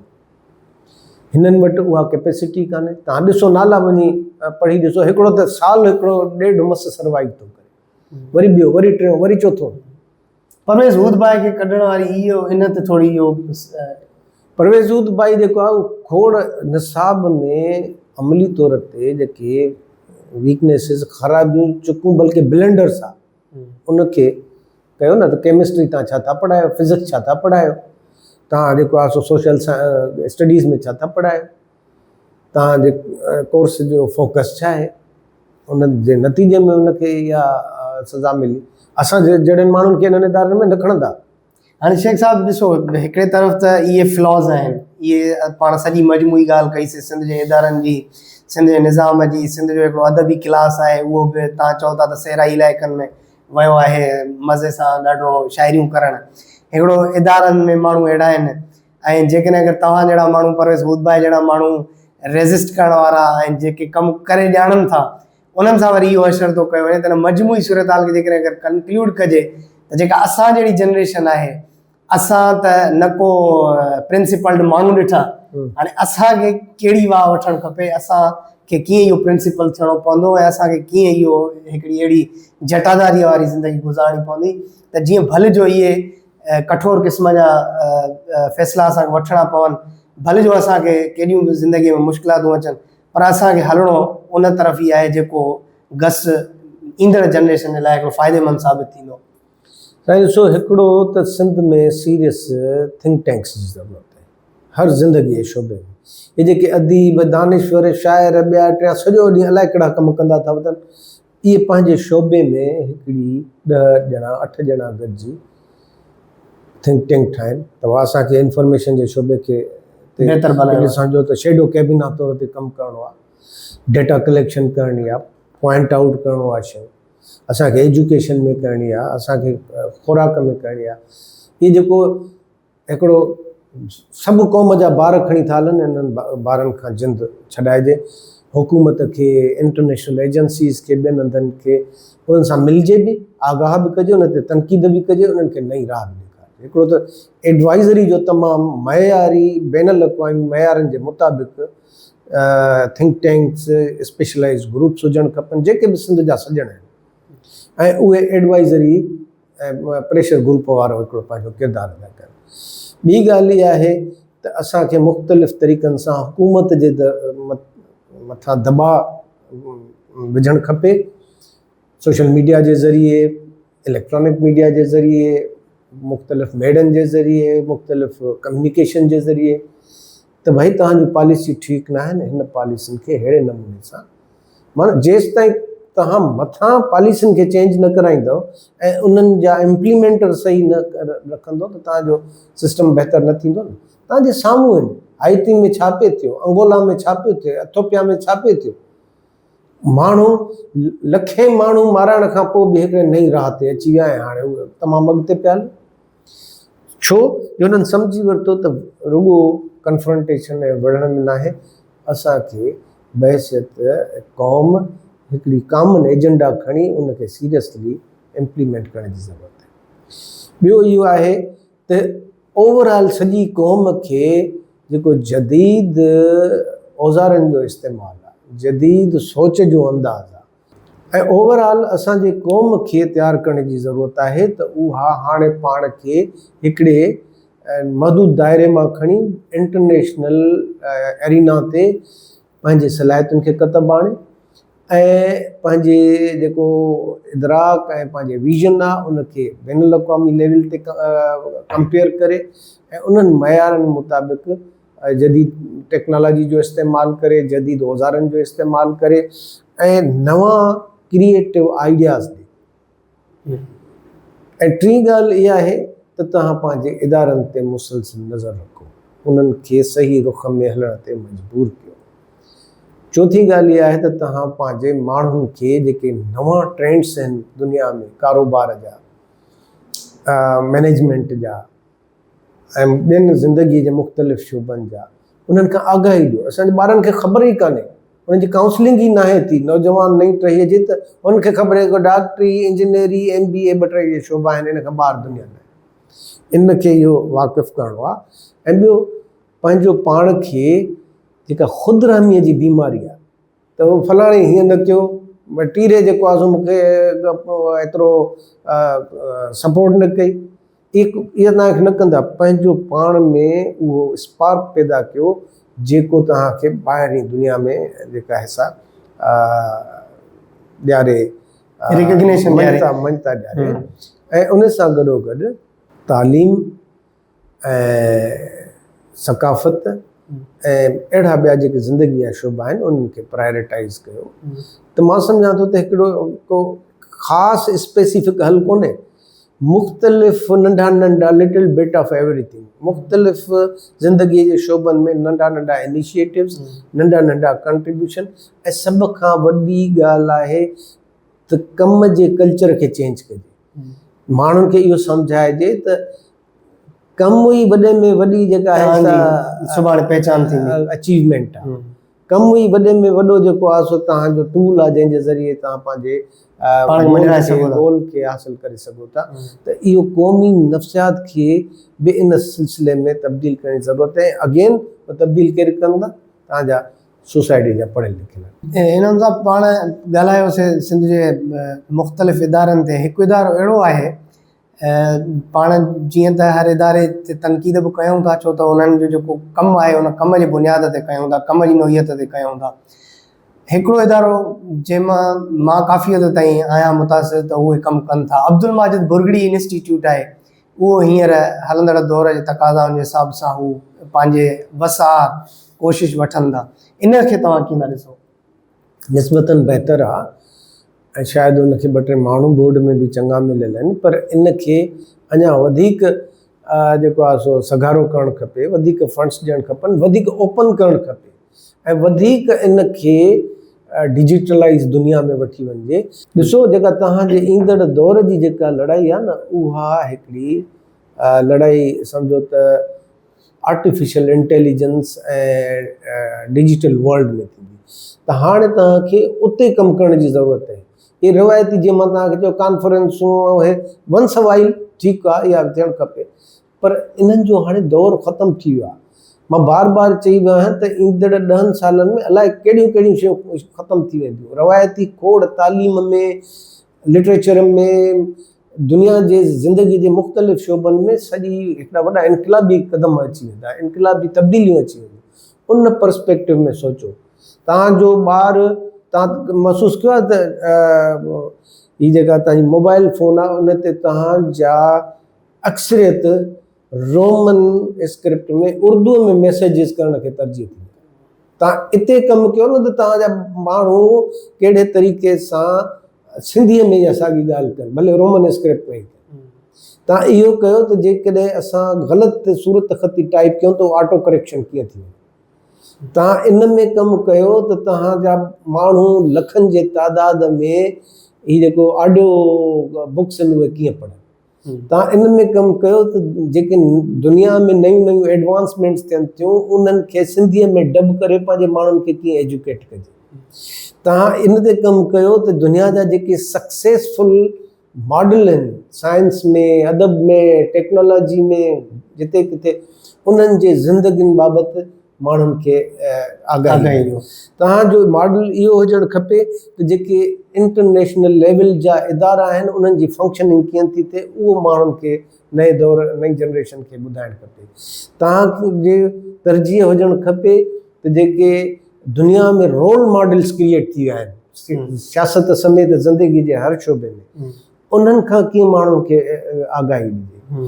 त जेके जेके सक्सेस स्टोरीज़ आहिनि उहो स्टार्टअप्स खां वठी, एंटरप्रेन्योरशिप खां वठी, पब्लिक हेल्थ जे शोबे ताईं, उन्हनि सभिनी शोबनि में जेके जेके सक्सेस स्टोरीज़ आहिनि उन्हनि खे पहिरियों माण्हुनि जे दिमाग़ ताईं त पहुचायो, उन्हनि जा ख़्वाब त वॾा थियनि, उन्हनि जा आइडियाज़ जो जेको कैनवास आहे उहो त वॾो थिए, त जीअं माण्हू उन कैनवास जे मुताबिक़ पंहिंजो पाण खे बि तयारु कनि। ऐं इहो अगेन केरु कंदो? तव्हां मां कंदासीं, पढ़ियल लिखियल माण्हू कंदा, इदारा कंदा, हुकूमत कंदी, ऐं सभिनी खे इन सिलसिले में पंहिंजो किरदारु। ॿियो हिकिड़ो इदारो आहे कराची में, ॾाढी खिल जहिड़ी ॻाल्हि आहे, उनखे असां इलाही कैजुअल वठी छॾियो आहे ऐं उन ते नज़र असांजी कोन्हे। जीअं तव्हांजो आहे त असांखे नज़र रखणु खपे, उन ते असांजी कंहिंजी बि नज़र कान्हे। मोहम्मद इब्राहिम जो ट्रांसलेशन ब्यूरो, ऐं उन ट्रांसलेशन ब्यूरो खे ठाहे एतिरो अरसो थी वियो आहे, हिन वक़्त ताईं एतिरा तर्जुमो थियल किताब अची वञनि। आयाज़ पंहिंजी ऑटोबायोग्राफीअ में लिखियो आहे त जॾहिं ज़ुल्फ़कार अली भुट्टो इनॉग्रेशन करणु आयो सिंधला जी जे, त शेख अयाज़ ते थोरी टोक कई भुट्टे ऐं चयईंसि त तोखे मां इहा हेतिरी ग्रांट ॾिनी हिननि इहो दिला ऐं अजरकूं रखण जे लाइ, त चयईंसि न इहो न आहे, सिंधला जी जेको ठाहिण जो ख़्वाबु हो उहो सिर्फ़ु इहो आहे त जीअं सॼी दुनिया जो अदब मां चाहियां थो त सोक्रेटिस ऐं पोइटिक्स ऐं द आर्ट ऑफ पोइट्री जेके माण्हू अंग्रेज़ी अदब में पढ़नि था त उहे सिंधी असांजा ॿार बि प्राइमरी लेवल खां पढ़णु शुरू कनि। मुंहिंजो जेको सॼो फोकस आहे उहो इहो ई आहे त यूनानी सॼो अदब मां सिंधीअ में तर्जुमो कयां। हाणे जेकॾहिं अगरि असां इन विजन खे रुॻो खणूं आहे अयाज़ वारे खे, त असां हिन वक़्त ताईं उहो अयाज़ जो विजन इन इब्राहिम जो ट्रांसलेशन ब्यूरो मां पूरो करे सघूं पिया। पर तव्हां कीअं था ॾिसो इन जो कमु किथे बीठो आहे? साईं हिकिड़ो त मां तव्हांखे लाइटर नोट ते चवां, जंहिं बि इदारे जे मथां असां जेके वॾे माण्हू जो नालो आहे उहो इदारो हले कोन थो। हाणे अलाए इहे जीअं ॿारहाड़ीअ में चवंदा आहिनि को कुदरती चकर आहे, छा आहे? Doctor Baloch chair, Sachal Sarmast chair, Bhitai chair, Roze Dhani chair, मोहतरमा बेनज़ीर भुट्टो चेयर। तव्हां जंहिं बि इदारे खे ज़ुल्फ़कार अली भुट्टे जे नाले सां केतिरा इदारा ठहिया पिया आहिनि। एमएच पवर इंस्टीट्यूट कमु करे उहो त प्राइवेट कैपेसिटी में थो करे न। उहो हुनजो पुटु सनी पवर जेकॾहिं कमु न करे त ॿियो को बंदि थी वञे। त इहो हिकिड़ो अलमियो आहे। अयाज़ चेयर, उनजो तव्हां हाल ॾिसो, अहिड़ी तरह मोहम्मद इब्राहिम जो हुयो उहो कागज़नि ते आहे। हिकिड़ो कल्चर डिपार्टमेंट खे एटलीस्ट 10 अरब रुपया सिंध गवर्नमेंट ॾिए थी। उन्हनि खां हिकिड़ो सिम्पा जो इदारो जेको करोड़ रुपए जे बजट में हली सघे थो उहो नथो फंक्शनल थिए। बिल्डिंग बि आहे, हर शइ आहे, हुनखे हिकिड़ो वर्ल्ड क्लास त छॾियो, मुल्की लेवल जो इदारो बि नथा ठाहे सघनि। तव्हांखे पैसा त आहिनि न तव्हांखे विजन आहे, न तव्हांखे विल आहे, ऐं न तव्हांखे का कमिटमेंट आहे। मतिलबु वॾे माण्हू जो नालो न रखणु खपे। अलाए साईं, हो त इन ते त वरी तहक़ीक़ थियणु खपे न। जेके वेठा आहिनि उलमाए कराम, इहे इन्हनि ते तहक़ीक़ कनि त आख़िर मसइलो उन्हनि नालनि में आहे या मसइलो अवाम में आहे या उन्हनि इदारनि में आहे। त जेको बि तव्हां जे साम्हूं आहिनि न, अलमा आहे काज़ी जे नाले सां हिकिड़ो इदारो उहो फंक्शनल कोन्हे को, मौलाना कासमी जे नाले सां इदारो आहे उहो फंक्शनल कोन्हे को। इहो त तव्हांजे साम्हूं आहे। हाणे मां त हिकिड़ो रवायती ऑर्डिनरी माण्हू आहियां। हे जेके PhD स्कॉलर आहिनि इन्हनि खे चओ त हिन ते तहक़ीक़ करे ॿुधाइनि त इहो छो नथा। ट्रांसलेशन ब्यूरो जो कहिड़ो मतिलबु कारज हिन वक़्त ताईं सम्झ में अचे थो? एतिरो अरसो 4-5 साल खां मथे अरसो थी वियो आहे इन इदारे खे ठाहिण खे। उहो आहे। ऐं ॿियो त ॾिसो, ट्रांसलेशन जो रुॻो हाणे स्कोप इहो न आहे त तव्हां को किताब वेही ट्रांसलेट कयो। ट्रांसलेशन ब्यूरो जो मक़सदु आहे त जेके टॉप जो फिल्मूं आहिनि उन्हनि ते बि स्क्रिप्टिंग करे माण्हुनि खे ॾेखारियो, माण्हू ॿुधनि त छा पियो थिए। टॉप जूं डॉक्यूमेंट्रीज़, टॉप जा किताब बि आहिनि। ॿियो जेको उहो मटीरियल आहे, ये टर्किश जेका सॼी सीरीज़ आहे एर्तुगरल, या ॿियनि सभिनी तर्जुमो थी आहे, असां वटि सिंधीअ में कोन्हे। हा, मतिलबु रुॻो त मूं चयो न अगेन, इहा रुॻो तर्जुमो नथी, रुॻो हाणे ऑडियो बुक्स ते वञो, माण्हू पंहिंजा कम बि करे, किताब बि वेठो ॿुधे। माण्हू खे नवां आइडियाज़ खपनि न। जेके बेस्ट सेलर आहिनि दुनिया में किताब, बेशुमार कम आहिनि एक्सपोजर जा, उन्हनि सभिनी ते असांजी तवजो न आहे। असां अञा हिकिड़े शेल में बंदि आहियूं। असां मारूअड़ा, सांगेड़ा, झांगेड़ा वारा राग में फाथल आहियूं। असां वटि जीअं न त गाॾीअ में गियर फासी वेंदी आहे, उहा रू रू पई कंदी आहे, ईअं पई रू रू थिए। पैसा बि आहिनि, गाॾीअ में पेट्रोल बि आहे, गाॾीअ खे ड्राइवर बि आहे, ऐं गाॾीअ खे इहा बि ख़बर आहे त वञिणो काॾे आहे। मसइलो इहो आहे त गाॾीअ जो जेको सिस्टम आहे उनखे ठीकु करण में असांजी दिलचस्पी नाकाम आहियूं। हाणे सिंधियुनि में पाण, मां बि इस्लामाबाद में 4 साल रहियो आहियां, ऐं इस्लामाबाद जूं जेके मोस्टली यूनिवर्सिटीज़ आहिनि उन्हनि में जॾहिं तव्हां मेन गेट ते एंटर थींदो उतां ई तव्हांखे लॻंदो त तव्हां हिकिड़े इदारे में त दाख़िल थियो। तव्हां जॾहिं सिंधी यूनिवर्सिटी में दाख़िल थियो था त कीअं महसूसु थो थिए? साईं, सिंधी यूनिवर्सिटी में मां बैसियत शागिर्द बि रहियो आहियां ऐं उस्ताद बि रहियो आहियां, ऐं राइटर तौर ते जे अख सां बि हिनखे ॾिठो आहे। उहो लोकेशन जे हिसाब सां, पंहिंजे माज़ीअ जे कॉन्ट्रीब्यूशन जे हिसाब सां, ऐं पंहिंजे सिंध जे ॿियनि तालीमी इदारनि जे तख़लीक़ जे हिसाब सां, ऐं उन इम्पैक्ट जे हवाले सां उनजो तमामु हिकिड़ो रिच माज़ी, तमामु सुठा एडमिनिस्ट्रेटर बि मिलिया, सुठा ऑफिसर बि मिलिया। पर इहो गुज़िरियल 15-20 सालनि खां सख़्तु तबाहीअ जो शिकार आहे। उहो सख़्तु तबाही जो शिकार इन जे करे आहे जो प्रोफेसर जेके मां माफ़िया ॾींदो आहियां, उहा पंहिंजे जेको ॾिनल कमु आहे उन खां वधीक दिलचस्पी उन्हनि जे इंतिज़ामी मामलनि में अची वई आहे। सॼो ॾींहुं उन्हनि मामलनि जे कढर परसू कंदा था वञनि। इन खां वधीक कहिड़ो ज़वालु आहे त 34 ऑफिसर जेके 34 अहम इंतिज़ामी पोस्टूं आहिनि 30 जे आसपास, कोर्ट दाहूं करे करे बीठी आहे त बाबा हिननि खे कढो, हिननि उस्तादनि खे हिननि चार्जुनि तां उते ऑफिसर। मां बि इहा ई ॻाल्हि करण वारो भई एॾा पावरफुल आहिनि जो स्टेट खे रिट चैलेंज कंदा, उन बावजूद स्टेट बि हिननि में हथ विझण लाइ मैनेज था कनि न। उन वकीलनि जे थ्रू, हिते मशहूरु वकील आहिनि, उन्हनि जे थ्रू जजनि ताईं सिफ़ारिशूं हलाए पसे पर्दा उहा माफ़िया जेका आहे सो उन पंहिंजा कॉन्टेक्ट्स पैदा करे वरिता आहिनि, उहा उते हर हंधि रेजिस्ट थी करे। असां यूथ कीअं हिननि खे टैकल कयूं, माना we are quite interested. Youth number 1 मुंहिंजो सॼे सिंध यूनिवर्सिटीअ जे ॿियनि सभिनी इदारनि जे यूथ खे इहा गुज़ारिश आहे त उहे पंहिंजे क्लास ते कंप्रोमाइज़ न कनि, उहे पंहिंजे लेबॉर्टरियुनि ते, पंहिंजे सेमिनार रूम्स ते, पंहिंजे लाइब्रेरीज़ ते कंप्रोमाइज़ न कनि। सभिनी उस्तादनि खे इंतिज़ाम खे मजबूर कनि त उहो उस्तादनि जो जेको पढ़ाइण जो तदरीस ऐं तहक़ीक़ जो शेड्यूल आहे उहो पब्लिक करे, उहो सोशल मीडिया ते त असांजा उस्तादनि खे कहिड़ा कहिड़ा क्लास आहिनि ऐं उन्हनि जो टाइमिंग छा आहे, पोइ उते पब्लिक बि वञी ॾिसे थो क्लासनि में आहिनि या न आहिनि, या जेका ड्यूटी उन्हनि खे ॾिनी वई आहे उहो कोन्हे।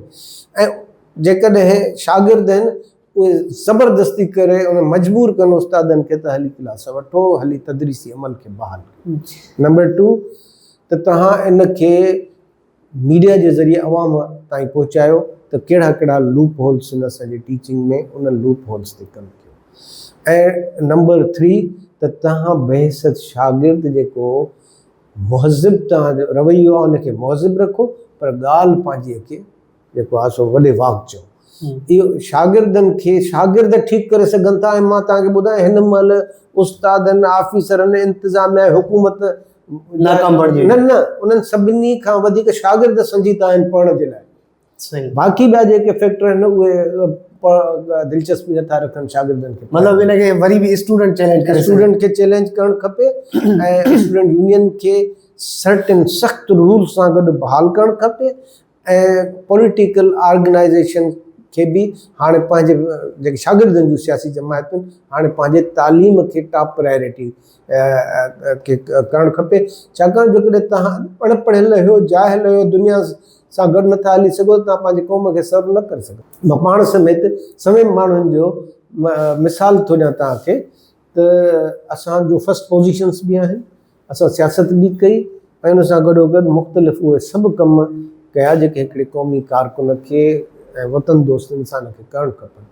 त तव्हां पंहिंजी पढ़ाई जारी रखंदे बि जेको आहे सो खोड़ शयूं करे सघो। तव्हां हिन मख़सूस ग्रुप जंहिंजो नालो वरितो त इहो मख़सूस ग्रुप आहे सिंध यूनिवर्सिटी में जेको हिनखे उसरणु नथो ॾे, हिनखे वधणु नथो ॾे।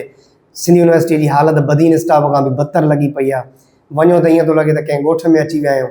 न को रोड, न को इंफ्रास्ट्रक्चर, न को चेयर्स जी हालत ॾिसो। ऐं हिकिड़े क्लास में 150-150 ॿार वेठा आहिनि। छा तालीम जो निज़ाम बणाए छॾियो आहे हिन पर्टिकुलर मख़सूस ग्रुप।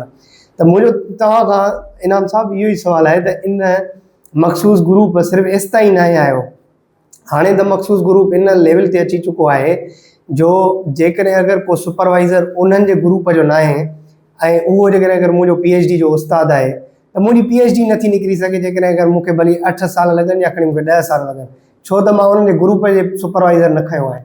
इनखे कीअं टैकल करणु खपे? इहो हर शोबे में आहे न, याने उहो तहक़ीक़ जे शोबे में बि ईअं आहे, तालीम जे शोबे में इन्हनि इदारनि सिंध यूनिवर्सिटी खे असां बार बार मॉडल इन जे करे कंदा आहियूं जो इहो मदर इंस्टीट्यूट आहे ॿियनि तालीमी इदारनि जो। इन मां अक्सर इदारा फुटी निकिता आहिनि। त उते इहा जेका जंहिंखे असां माफ़िया था चऊं उन्हनि जा मां तव्हांखे ॿुधायां थो त देयर डेज़ आर नंबर्ड। हाणे एक्सपोज थी चुका आहिनि, माण्हू इन ते कन्विंस्ड आहिनि त इहा माफ़िया जेका आहे इन यूनिवर्सिटीअ खे बर्बादु कयो आहे। Are you sure? बिल्कुलु। मां तव्हांखे चैलेंज थो कयां त हाणे हे का वॾी तहरीक था हलाए ॾेखारियो। मां सोसाइटी हिननि जो एहतिसाब कंदी, शदीद एहतिसाब कंदी।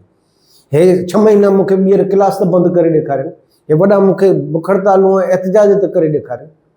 नामुमकिन आहे। हाणे माण्हू सम्झी विया आहिनि त इन्हनि जा जेके हथ कंडा आहिनि उहे हाणे फैल थी चुका आहिनि। शागिर्द, public at large, social media, ॿिया जेके ज़रिया आहिनि इहे सम्झी चुका आहिनि त इन्हनि जा ॾेखारण जा ॾंद ॿिया आहिनि, खाइण जा ॾंद ॿिया आहिनि।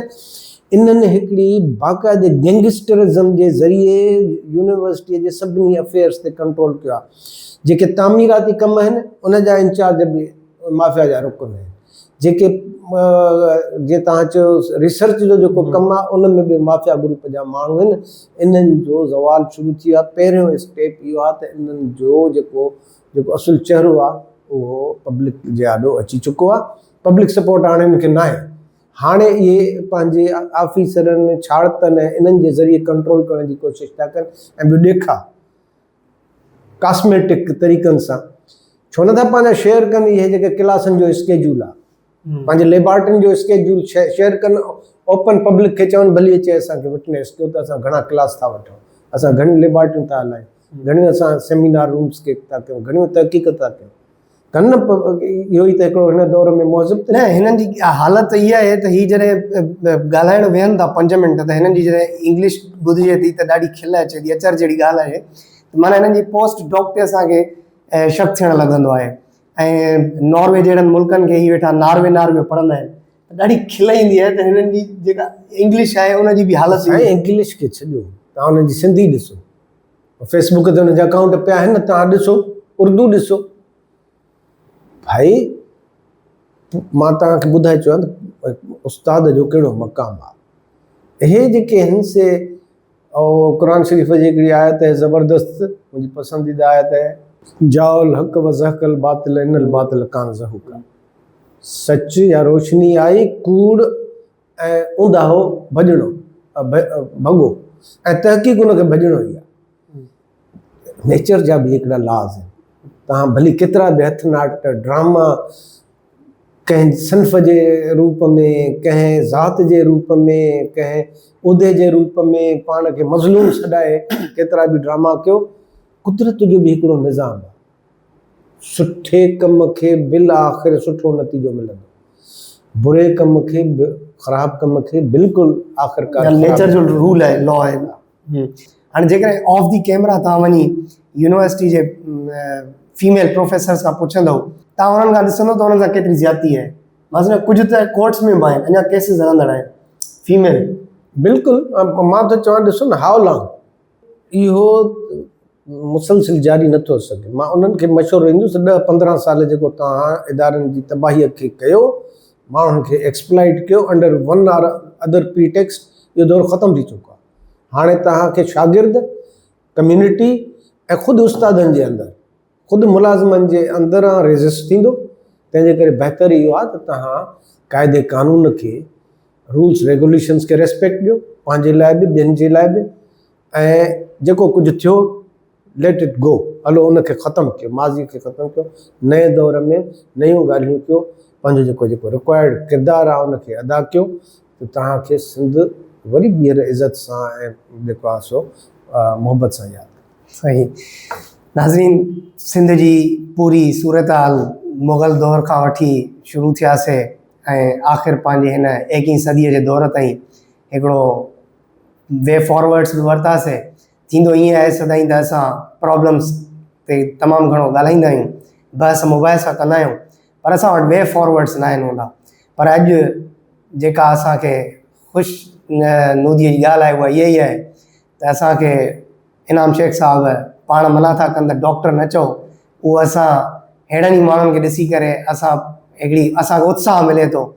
फ़ारसीअ जे कंहिं शाइर चयो आहे त ख़ुदा रहमत कुनत, इहे आशिक़ान पाक तीनत रहा, ख़ुदा अहिड़नि पाक तीनत आशिक़नि ते रहमत नाज़िल करे। त हाणे अहिड़नि आशिक़नि खे ॾिसी करे जेकॾहिं अगरि असां हिननि खे डॉक्टर जो लक़ब न ॾियूं त इहा शायदि वरी असांजी पस्ती आहे। सो इन जे करे असांखे वे फॉरवर्ड्स बि मिलिया। पाण हाज़िर थींदासीं ॿिए दफ़े कंहिं ॿिए महिमान सां, कंहिं ॿिए किताब सां। तव्हां सभिनि जी वरी महिरबानी।